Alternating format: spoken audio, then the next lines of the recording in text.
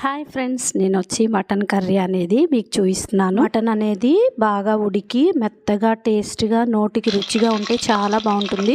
KG mutton clean చేసి పక్కన పెట్టుకున్నాను. పొయ్యి మీద బాండి పెట్టుకొని 2 గంటలు ఆయిల్ వేసుకున్నాను.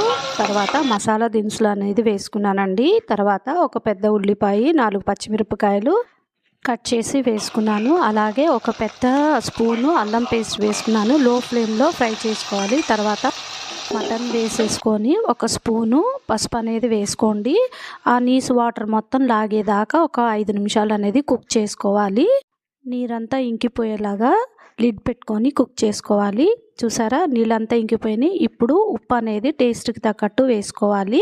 వేసి బాగా కలిపేసి లో ఫ్లేమ్లో ఒక 5 మినిట్స్ అనేది మళ్ళీ కుక్ చేసుకోవాలండి. పావు చెక్క కొబ్బరి, ఒక పెద్ద ఉల్లిపాయ పేస్ట్ చేసుకొని వేసుకోవాలండి. ఆ క్లిప్ అనేది మిస్ అయింది. అది వేసుకొని బాగా కలిపి ఒక 10 నిమిషాలు అనేది కుక్ చేసుకోవాలి.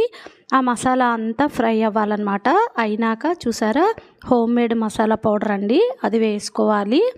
తర్వాత మనకు స్పైసీకి తగ్గట్టు కారం అనేది వేసుకోవాలి. మేమైతే కొంచెం స్పైసీగానే తింటామండి. అది మొత్తం కలపాలి. ఒక 2-3 నిమిషాలు ఆ మసాలా అనేది వేగనివ్వాలండి. వేగినాక ముక్కలు మునిగే వరకు వాటర్ పోయాలన్నమాట.